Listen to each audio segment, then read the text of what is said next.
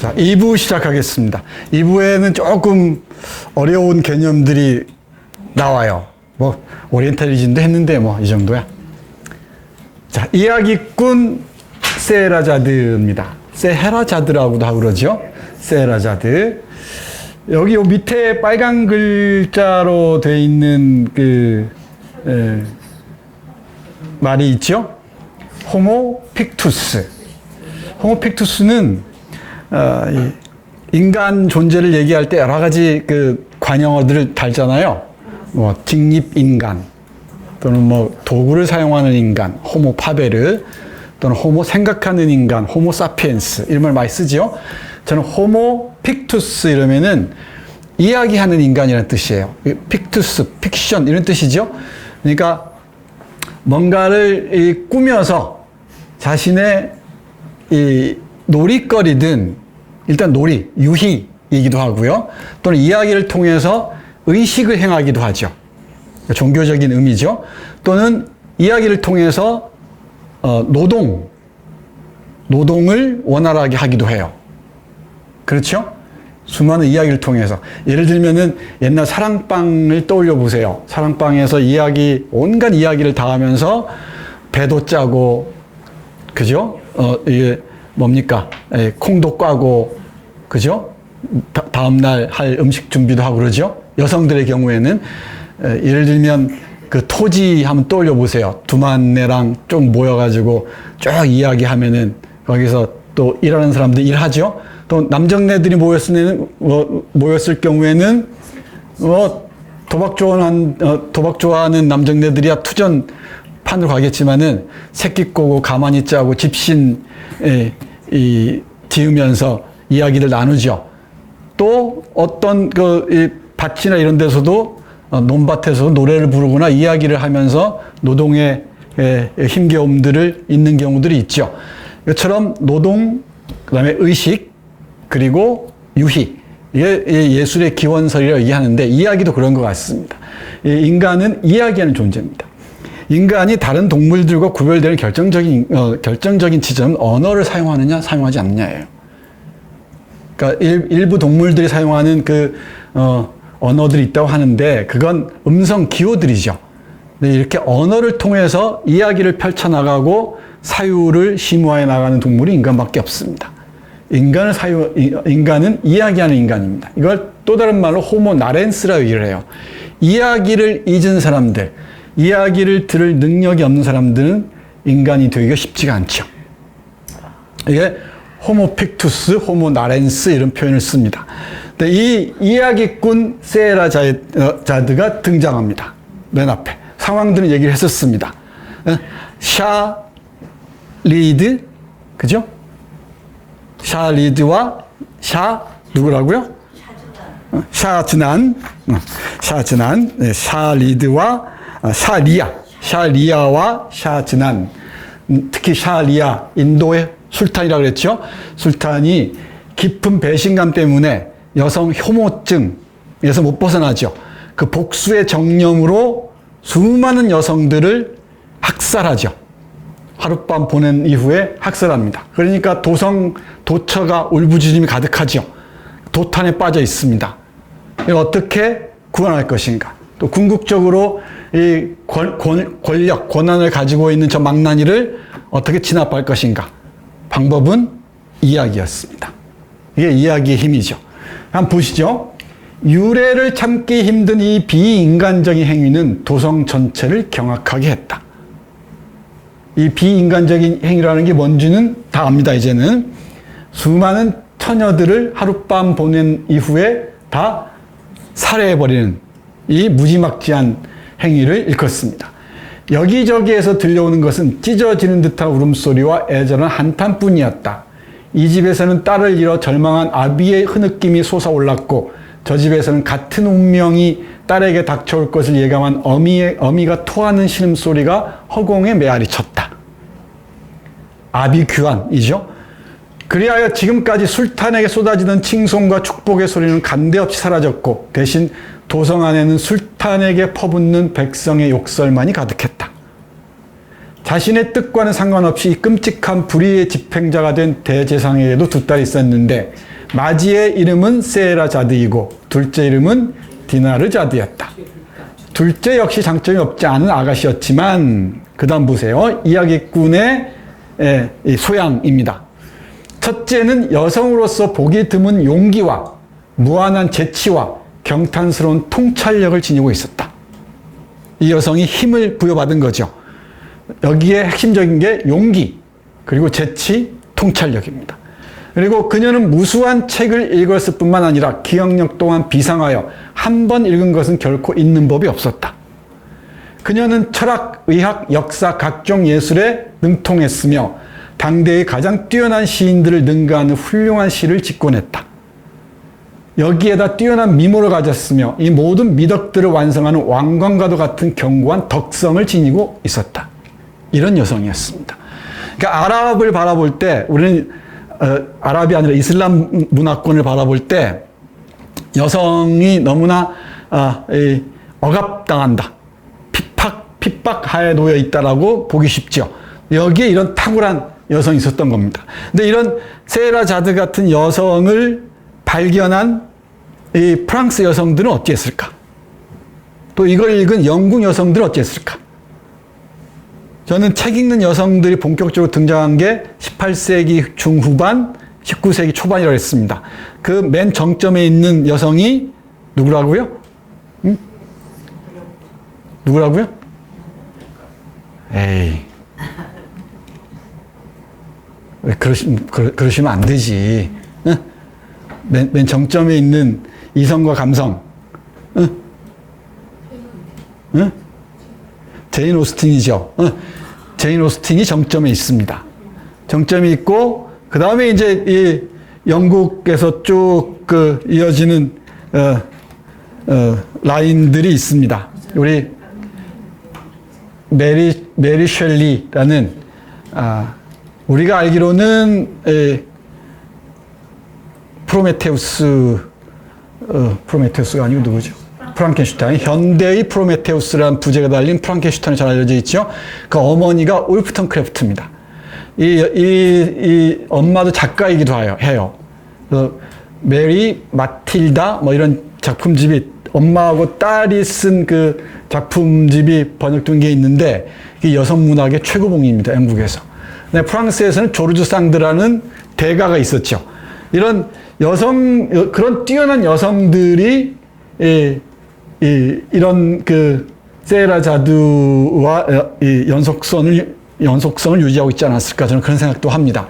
유럽의 여성들도 한국의 조선시대 여성들 못지않게 종속적이었거든요. 근데 이런 세라자드 같은 여성을 발견했을 때 얼마나 경이로웠겠습니까? 그 강력한 왕을 가진 폭군을 휘어잡는 이 여성. 이 여성이 갖춰야 할 이 덕목들 보세요. 용기, 재치, 통찰력부터 시작해서 온갖 학문들을 망라하고 있습니다. 이게 이야기의 자산이죠. 이야기의 토대가 됐던 것입니다. 이 이야기꾼이 이제 이 병든 이 왕 샤리아를 치유하러 나서는 겁니다. 동생을 뭐라 할까요?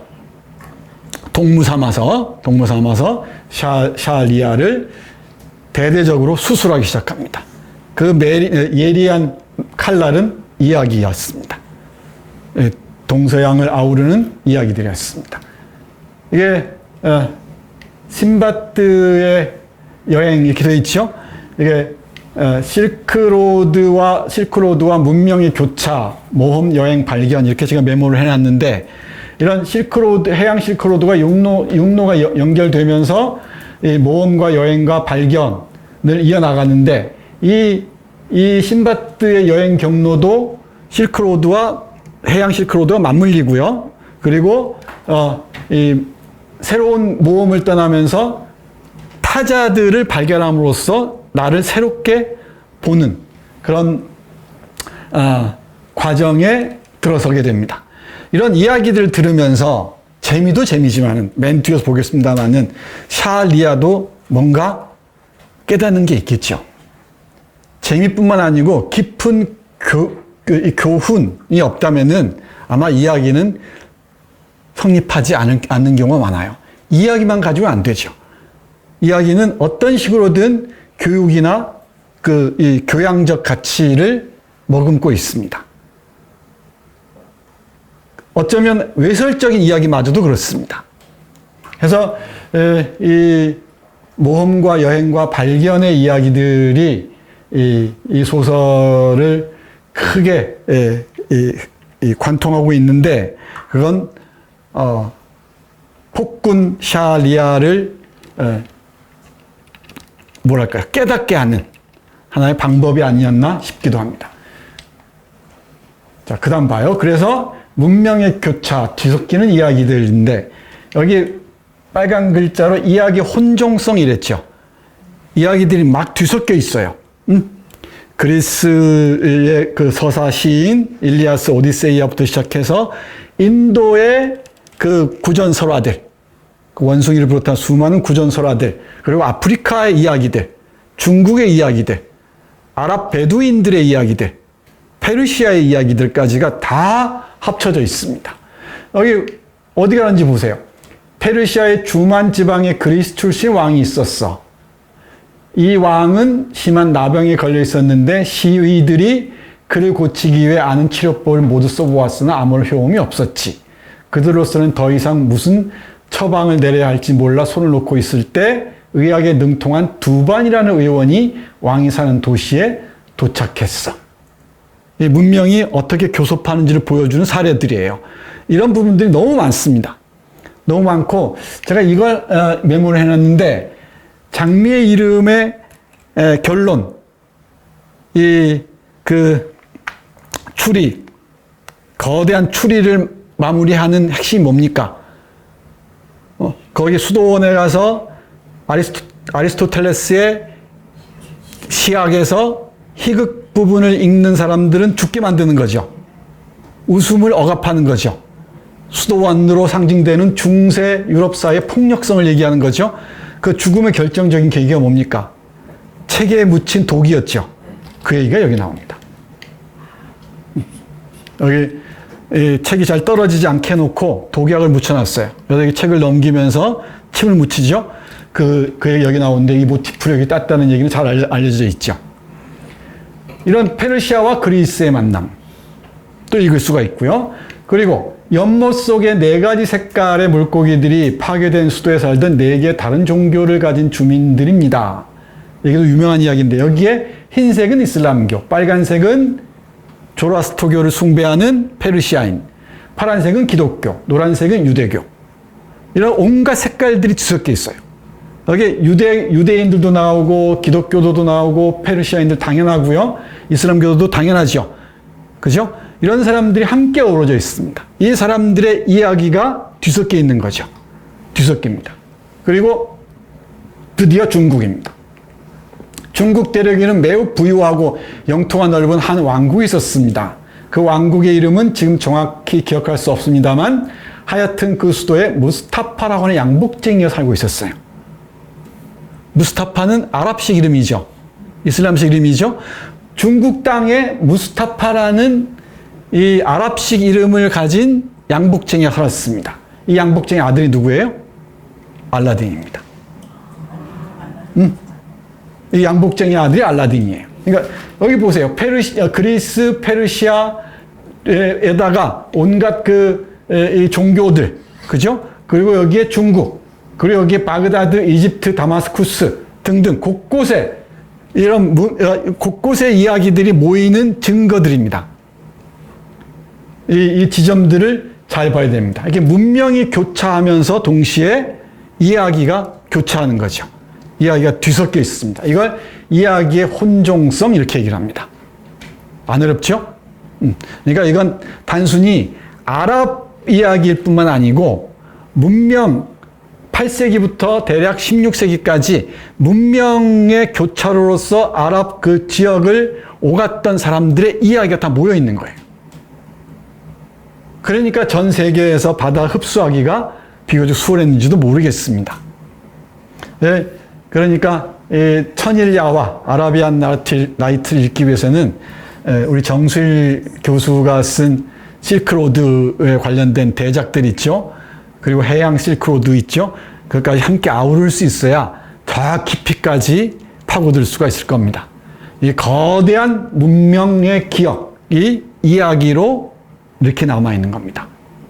이 문명 교류의 흔적들이 이야기로 남아있다고 얘기할 수 있을 것 같습니다. 이걸 뭐라고 이해하냐면은 이 개념을 이해하셔야 돼요. 빨랭 브세스트 이렇게 읽는데 프랑스어입니다. 빨랭 브세스트. 예. 이게 양피지. 우리가 파피루스가 있고 양피지가 있죠.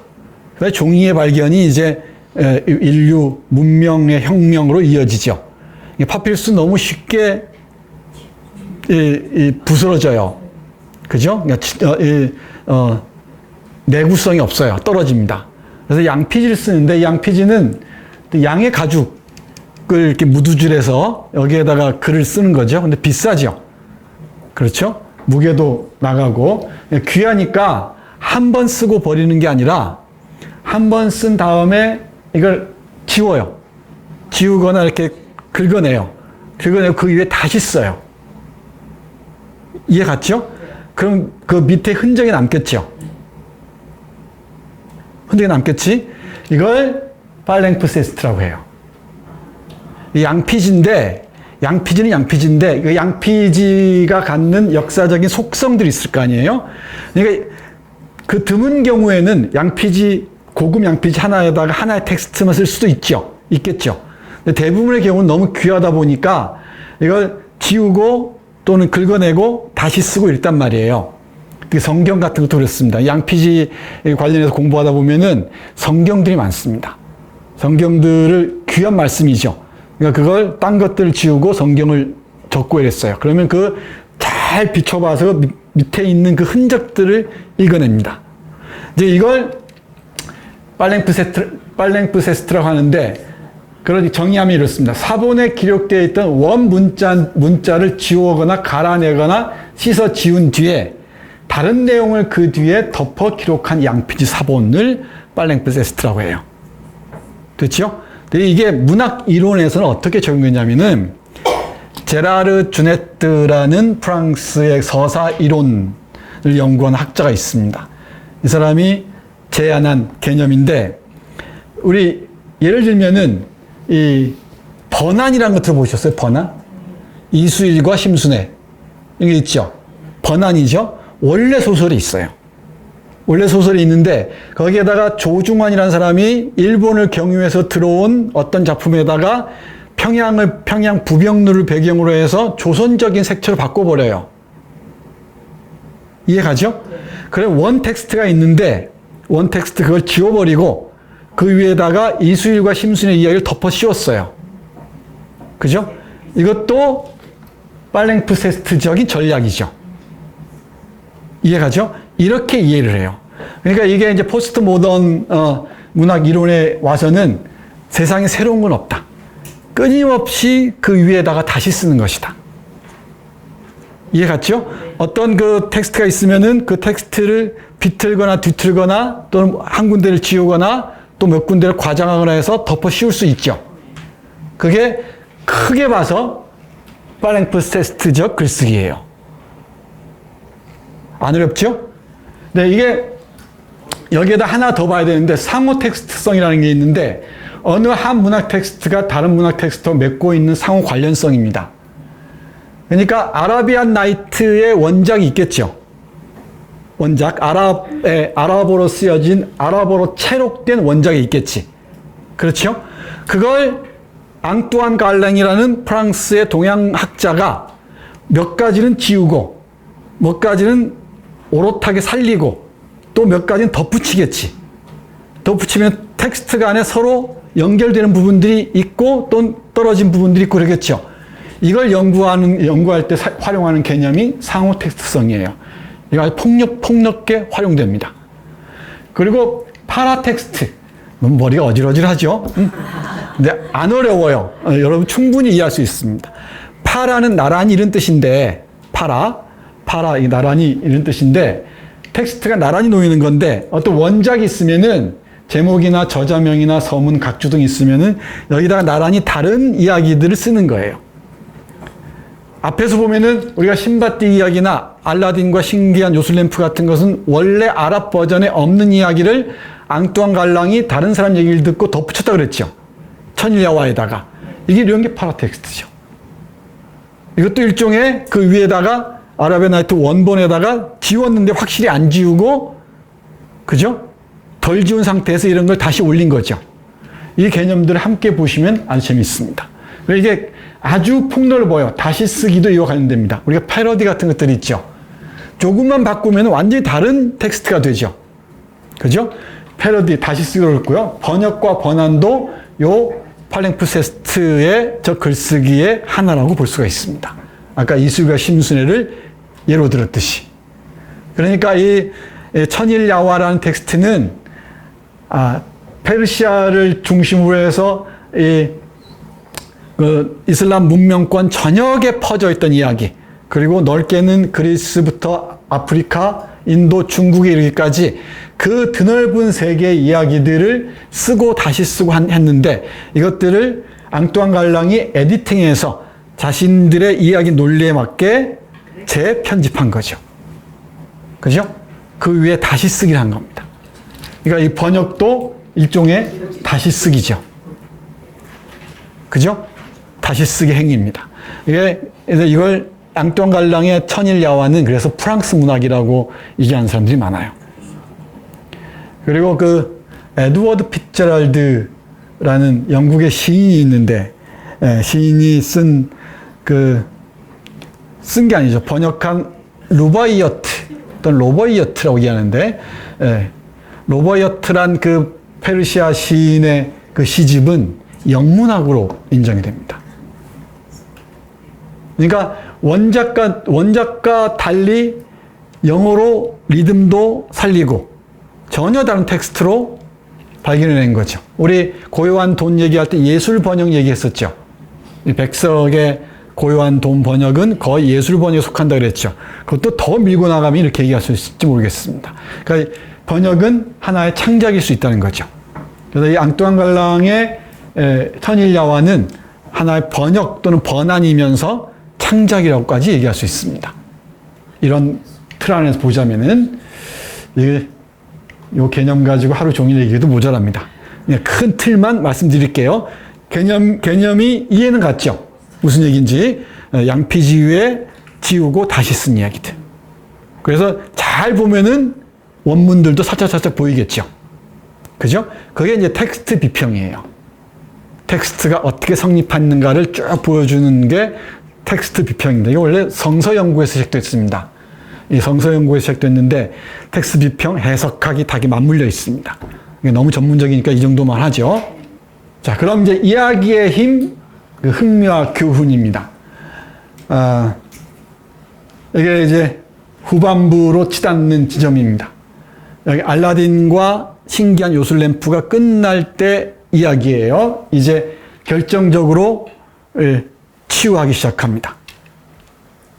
폐하, 우리 세헤라자드 얘기죠. 놀라운 램프를 둘러싼 흥미진진한 이야기를 마친 세헤라자드 왕비가 술탄에게 말했다. 여기에 뭐 중국에 살던 알라딘이 있죠. 아프리카 마법사를 만나고 그러죠. 이 아프리카와 중국이 만나요. 이 이야기 속에서는. 그 상상의 공간을 한번 떠올려 보십시오. 아프리카 마법사는 사악한 방법으로 보물을 획득하려고 과도한 욕망을 지닌 자로서 엄청난 보물을 발견하고도 제대로 누리지 못했던 바, 이는 그럴 만한 자격을 갖추지 못했던 까닭입니다. 그걸 감당할 자격이 없는 자들에게 가면 이게 무시막지한 흉기가 되죠. 이 권력이든 부든. 반면 알라딘은 미천한 출신이었지만 왕의 자리에까지 이르렀죠. 왜 그랬을까요? 이는 그가 우연히 얻게 된 보물들을 올바르게 사용한 까닭이고, 올바른 사용이란 그가 세운 목적을 추구함에 있어서 꼭 필요한 일이 아닌 경우에는 함부로 사용하지 않았음을 의미합니다. 지금 우리 상황하고 왜 이렇게 딱 맞아떨어지는지 모르겠어요. 이 감당도 못할 자들에게 그 무시무시한 걸 맡겨놨으니 이런 일이 벌어지죠. 인도의 술탄, 샬리아죠. 인도의 술탄은 신기한 램프의 이야기 속에 담겨있는 놀라운 일들이 얼마나 재미있었는지 이야기를 통한 자기 발견, 자기 깨달음입니다.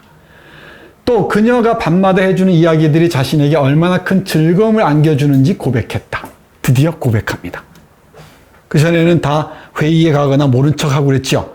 이제 고백하는 지점까지 이릅니다. 사실 그녀의 이야기들은 재미있을 뿐만 아니라 언제나 유익한 교훈이 곁들여져 있었던 것이다. 이게 흥미성과 교훈성 또는 이념성과 흥미성 이렇게 얘기를 하는데 아무리 좋은 이념을 담더라도 어려우면 힘들어요. 거기에 흥미가 가미돼야겠죠. 덧붙여줘야 됩니다. 근데 흥미만을 빨아먹고 교훈을 감당 못하면 안 되죠. 그러니까 인류는 끊임없는 계몽의 시간 속에 놓여 있습니다. 근데 그 계몽의 시간에 놓여 있되 또 인간이란 족속은 끊임없이 다른 흥미를 추구하는 동물이기도 해요. 그러니까 이 흥미와 이념 또는 계몽 또는 교훈을 어떻게 어우러지게 할 것인가. 이게 글 쓰는 사람들의 핵심적인 고민이 되겠죠. 그래서 우리 이광수의 무정을 계몽의 텍스트라고 얘기하잖아요. 근데 거기에 형식과 영체와 선형이라는 삼각관계가 없으면 재미가 없어요. 그래서 연애 소설이란 틀 안에 수많은 철학적인 얘기들, 사상적인 얘기들 심어놓습니다. 그래서 프랑스의 계몽주의 사상가들, 철학자들 있죠. 루소는 물론이고 몽테스키에, 볼테르, 디드로 이런 사람들이 다 소설가들이었어요. 그러니까 소설이라는 단 껍데기 속에 자신들의 날카로운 혁명 사상들을 심어놨던 것이죠. 그래서 이 볼테르나 디드로의 소설을 읽으면 정말 놀라울 정도입니다. 그 뛰어난 소설가들은 사상가들이에요. 그래서 훌륭한 소설을 읽는다는 것은 인간이 도달한 최고의 사상의 정점을 발견하는 것과 맞먹습니다. 그 어떤 철학도 감당하지 못합니다. 계속 볼까요? 물론 그는 잘 알고 있었다. 이야기들이 끊임없이 이어지게끔 왕비가 교묘한 방법을 쓰고 있다는 사실. 그러니까 마트리오슈카, 러시안 인형이나 사각형 속의 사각형까지. 그리고 그게 끊일 듯 끊이지 않는 그 기법들이 있죠. 그죠? 연속성들 놓치지 않으면서 이어왔습니다. 그 교묘한 방법을 쓰고 있다는 사실을 알고 있었어요. 또 그럼으로써 한 여인과는 하룻밤만 함께 할 것이며 이튿날은 죽여버리겠다는 자신의 엄숙한 맹세의 실행을 매일매일 미뤄가고 있다는 사실을, 매일매일 유예하고 있다는 사실을. 인간의 생명은 이야기와 함께 유지됩니다.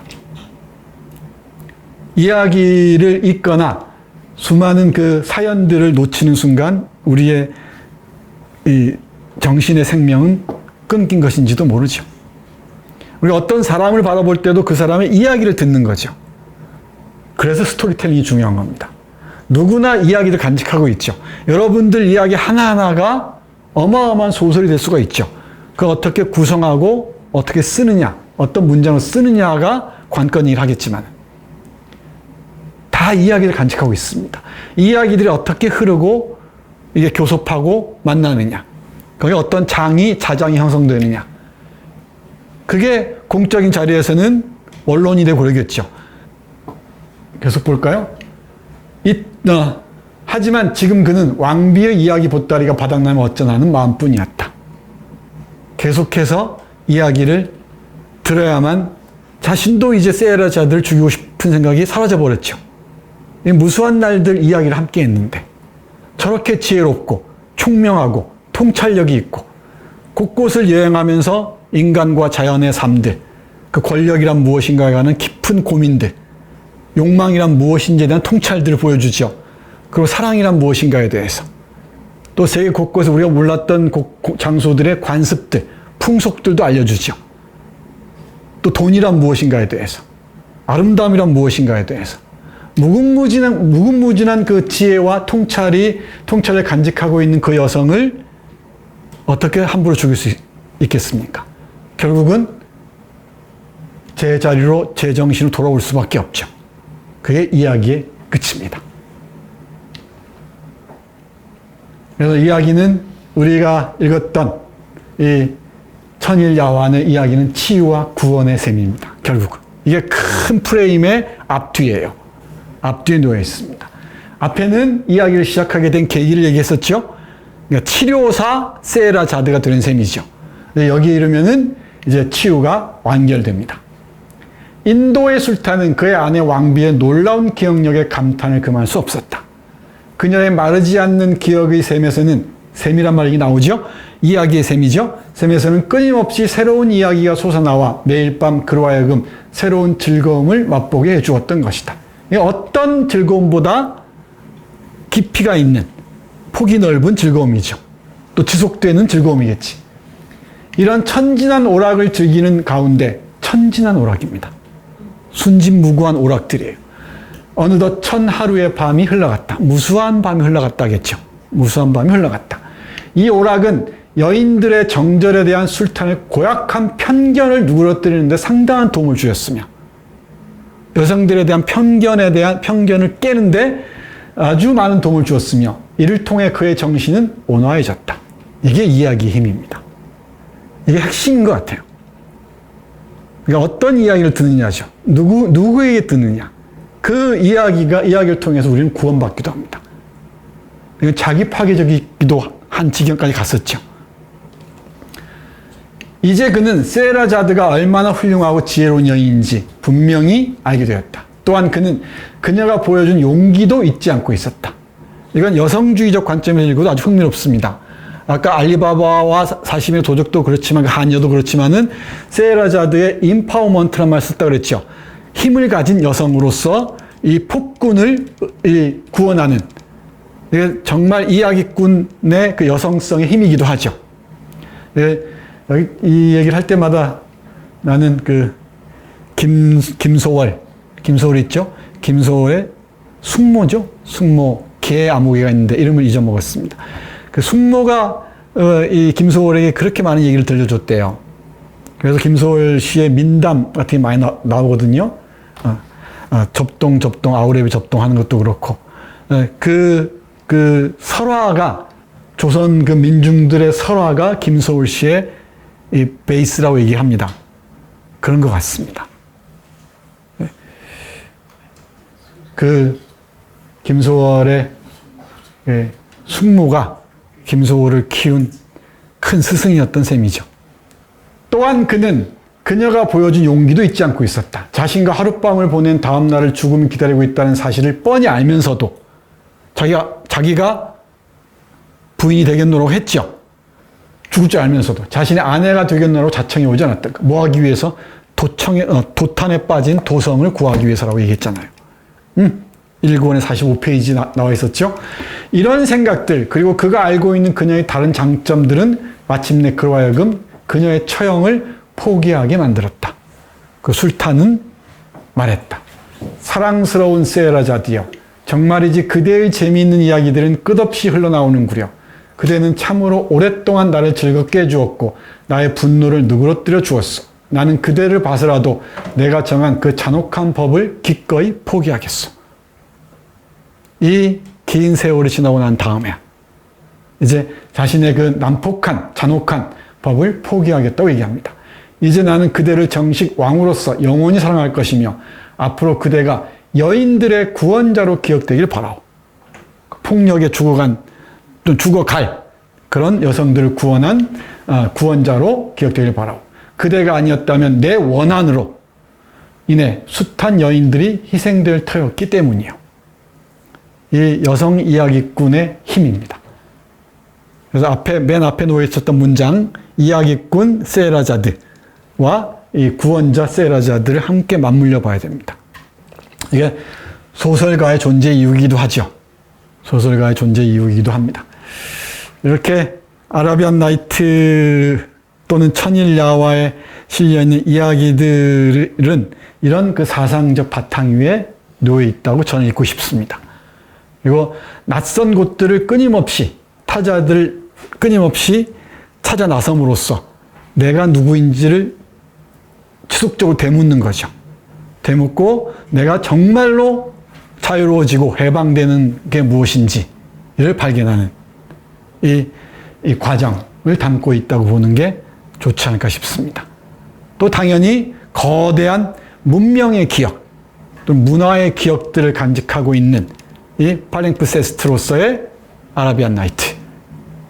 이것도 우리가 두고두고 읽어야 할 이유 중에 가장 강력한 이유가 아닐까 싶어요.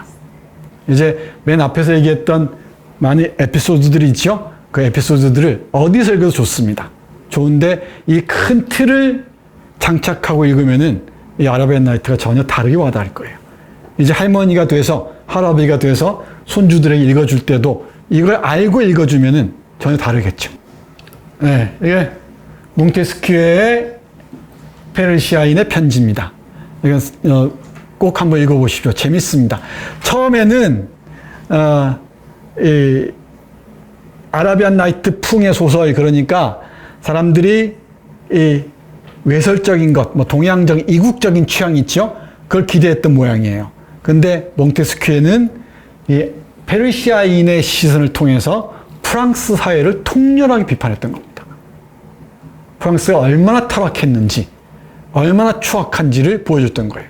그러니까 이 이슬람 문화권의 하렘이니 뭐니 이런 걸 보여주면서 여기 화자가 하렘에 있는 자기 뭐 마누라에게 보내는 편지들이 많이 있거든요. 이게 총 160통이 그렇습니다. 편지가 서간 소설이에요. 근데 그런 그 흥미를 이끌기도 하면서 동시에 흥미로 미끼를 던져놓고 정작은 통렬하게 프랑스 사회를 비판했던 거지. 이게 프랑스 혁명을 당기는 먼 불꽃이 됐던 거예요. 이게 동양이 서양을 계몽한 하나의 근거가 되는 거죠. 이게 사회 비평 소설입니다. 프랑스가 얼마나 깊은 병에 빠져 있는지를 페르시아인의 눈으로 봤던 것이지. 여기에 앙뚜안 갈랑의 천일야화의 영향이 없다고 얘기할 수 있을까요? 불가능하죠. 불가능하죠. 그러니까 우리가 1704년부터 1714년까지 17년까지 13년 동안 시리즈 14권으로 가능했다고 그랬죠? 그 바로 직후에 이 소설이 나왔습니다. 이걸 알고 여러분들이 페르시아인의 편지를 읽으면은 정말 놀라운 세상이 펼쳐질 겁니다. 아, 이건 그냥 독자들을 끌기 위한 미끼들이다. 넘어가고. 진짜는 어떤 부분인가? 이 타락한 성직자들, 축의 권력이었죠? 성직자들, 그 다음에 귀족들, 이 타락한, 흔들리는 제도들, 이 프랑스가 안고 있는 문제들을 페르시아인의 시선으로 얘기하고 있던 겁니다. 그리고 이 신 엘로이즈, 라 누벨레 엘로이즈입니다. 이 엘로이즈라는 작품이 있고 오래전부터 중세 때부터 이어져 오는 사랑 이야기가 있고 장자크 루소가 다시 써서 뉴, 새로운 엘로이즈라는 뜻입니다. 연애 편지, 이것도 서간 편지입니다.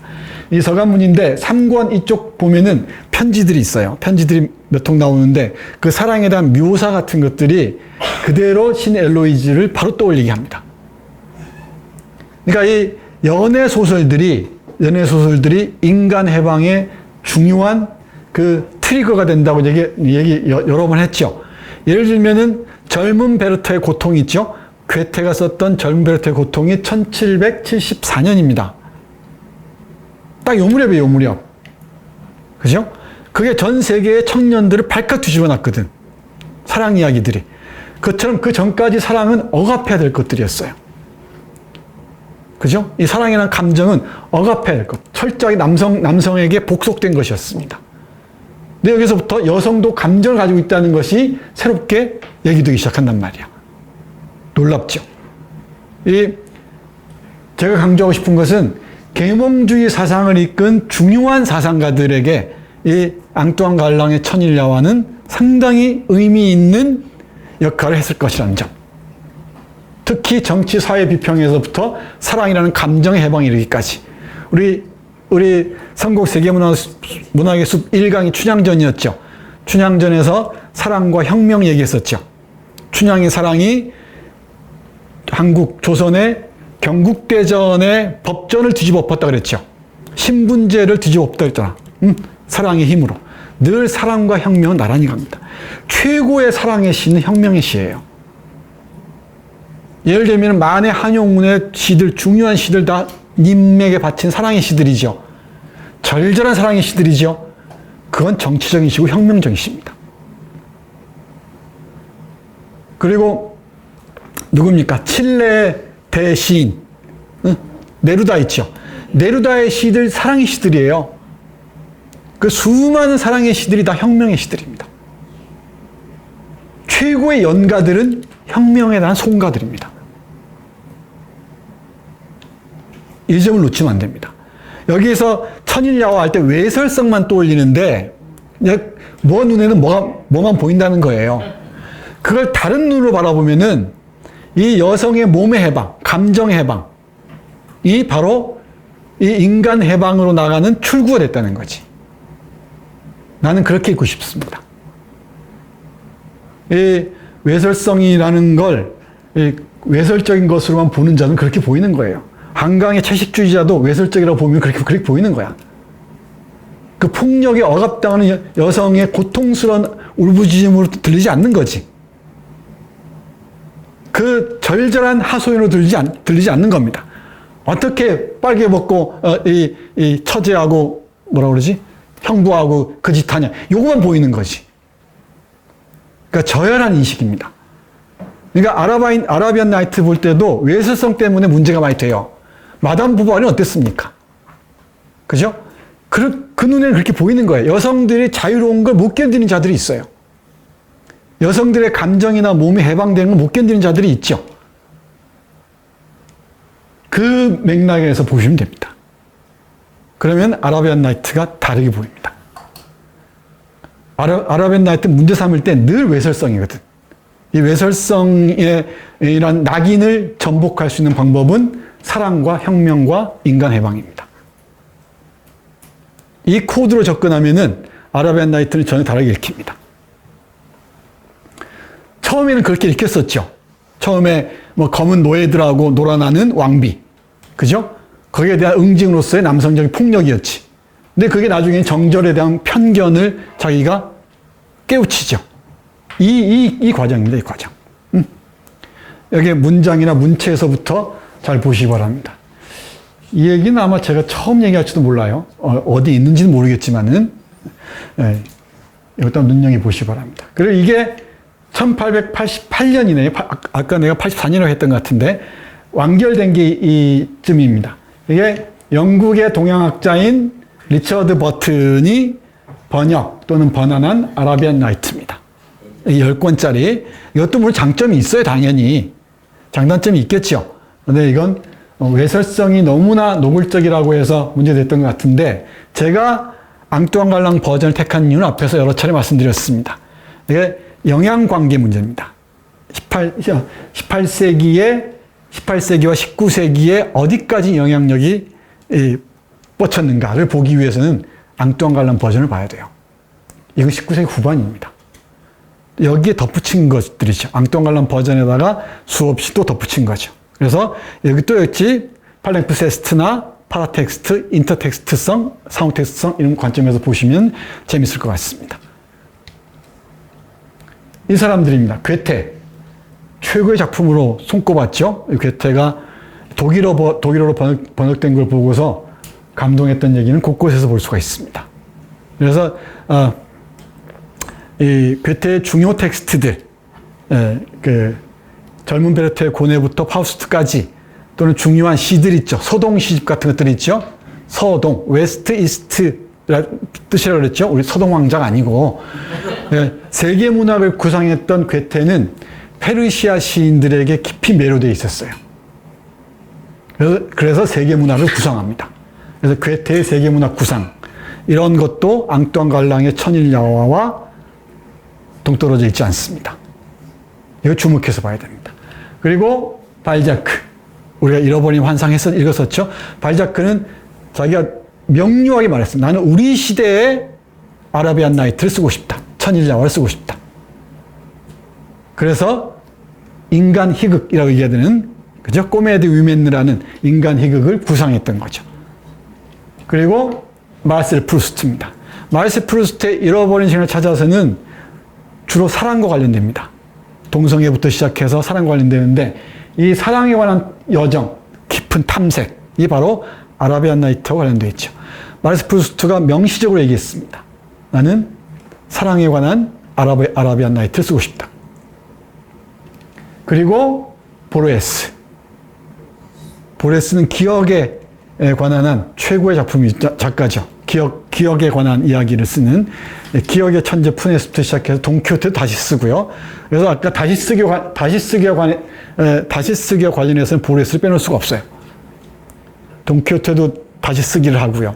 뭐 특히 이 천일야화도 다시 쓰죠. 천일야화에 대해서도 다시 씁니다. 이런 작가들은 일일이 헤아릴 수가 없는데 대표적인 사람들이 이렇습니다. 여기에 에드가 앨런 포우도 그렇고요. 수많은 사람들이 있습니다. 이 사람들이 이 천일야화의 영향권에서 자유롭지가 않습니다. 상상력의 영토가 어디까지 확장됐는지를 이 사람들은 아라비안 나이트, 천일야화를 통해서 봤던 것이겠죠.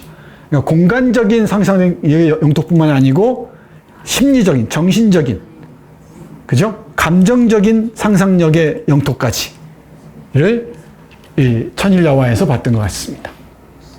그리고 제가 어떤 논문을 읽다가 흥미로워서 깊이 있게 봤는데 처용 얘기도 천일야화의 관련성 속에서 이해할 수 있다는 겁니다. 우리는 되게 향가 처용가만 알고 있죠. 근데 고려가요 처용가가 중요합니다. 좀 길죠. 고려가요 처용가는 이 고려가요 처용가까지 있는데 이게 아랍인일 가능성이 높다는 얘기를 많이 했었어요. 근데 여기서 수피, 이슬람의 그 수피 그 파가 있는데 소수파 중에 수피파의 깊이 매료된 사람일 가능성이 높다라는 의미로 쓰고 있습니다. 이게 처용, 관복 이랬죠. 처용은 되게 퇴마, 마귀를 몰아내는데 많이 붙였죠. 부적처럼. 근데 이 처용의 형상도 아라비안 나이트, 천일야화에서 힌트를 얻지 않았는가 이런 얘기를 많이 합니다. 이게 여기서 이 얘기가 그러니까 앙뚜안 갈랑이 이걸 쓰기 전에 이미 아랍 사람들이 많이 오갔죠. 실크로드를 타고. 아까 쿠시 왕자와 신라 공주 얘기했잖아요. 그죠? 통일신라 시대. 그때부터 실크로드를 타고 왔다 갔다 했단 말이에요. 또는 바닷길을 타고 왔다 갔다 했단 말이죠. 그때 아랍의 이야기들이 들어왔을 거란 얘기지. 그게 또 변주됐을 거란 얘기죠. 이게 또 우리 한반도에서 다른 이야기로 변용되기도 했겠죠. 또 조선의 이야기가 이쪽으로 가서 또 다른 식으로 변형이 되기도 했겠죠. 그렇죠? 그게 민담이나 설화들은 전 세계적으로 분포합니다. 동일한 그 이야기 화소라 그러는데 이 화소들을 공유하는 이 민담이나 설화들이 많이 있습니다. 이렇게 이어집니다. 그리고 이 림스키-코르사코프의 세라자드라는 명곡이 있습니다. 이 명곡도 함께 감상해 보시고요. 이 천일야화를 모티프로 한 예술 작품들은 너무 많아서 일 거론하기 힘들 정도입니다. 뭐 광고부터 시작해서 뮤지컬, 뭐 애니메이션, 영화들 하나하나 에피소드가 다 아주 그 뭐랄까 의미심장한 이야기를 담고 있죠. 이제 조금은 넓은 시야로 또는 깊은 눈으로 천일야화를 읽을 수 있지 않을까 싶어요. 이제